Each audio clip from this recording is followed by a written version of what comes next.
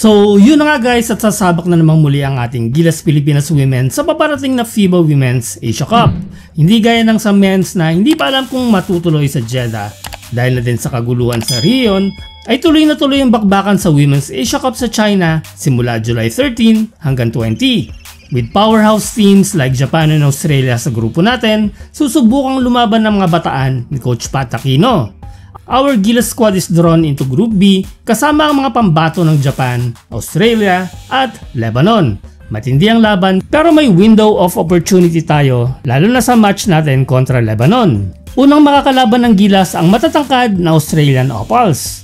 Dihado tayo dito dahil bukod na sila nga ang nakakuha ng bronze medal noong nakaraang Asia Cup ay pisikalang laruan ng mga Opals at elite level team ang makakaharap natin na mayroong mga WNBA caliber size and strength na mga players. Para makalaban ng Gilas ay kailangan nila ang pag-box out sa ilalim dahil di hamak na mas matatangkad ang mga Opals.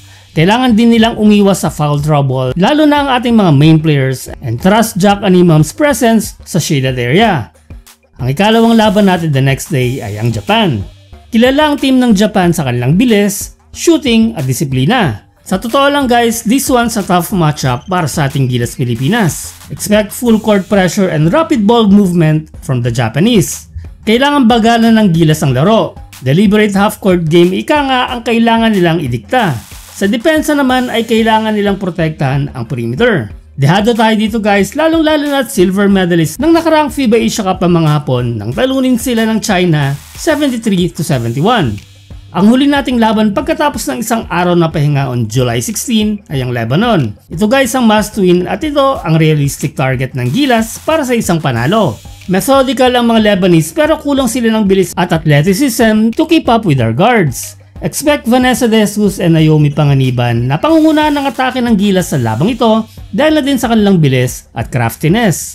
With good ball movement and aggressive defense, malaking posibilidad na makuha natin ang panalong ito.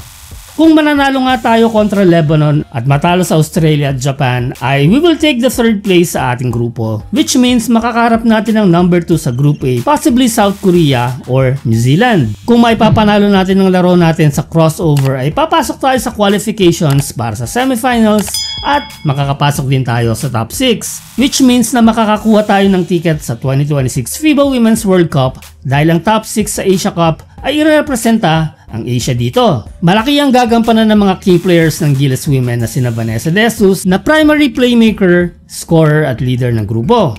Una dyan guys ay makikita natin ang ating Gilas Women in action sa Jones Cup na gaganapin simula July 1 hanggang July 6. Ayon sa isang post ng PTV4 sa kanilang YouTube channel ay naglabas na ang Gilas ng kanilang final lineup para sa Jones Cup. Ayon sa kanilang post ay pangungunahan ng mga veteranong sina Afril Bernardino, Jack Animam, Ella Fajardo, Kate Castillo at Katrina Goitinco ang Gilas. Muling gagamitin ni Coach Pat si Vanessa De Jesus bilang kanilang naturalized player.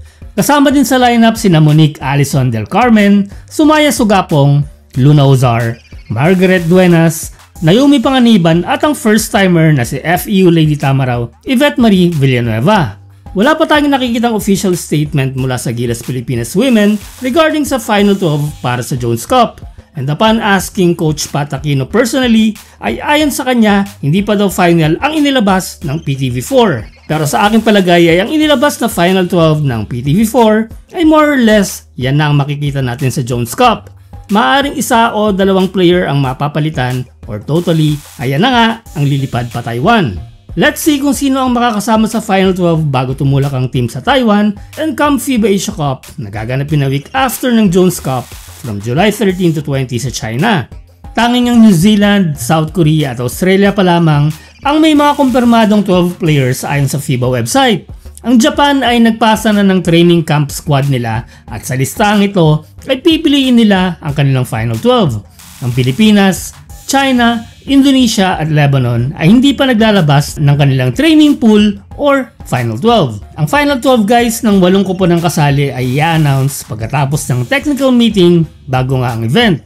Ilang araw na ding nasa ensayo ang Gilas Women at inihahanda sila ni Coach Pat Aquino para sa matinding bakbakan. Nasa bansa na si Ella Fajardo at inaasahang darating na din sa katapusan ng Hunyo si Vanessa De Jesus just in time sa pagtulak ng Gilas Pilipinas Women sa Taiwan para sa Jones Cup.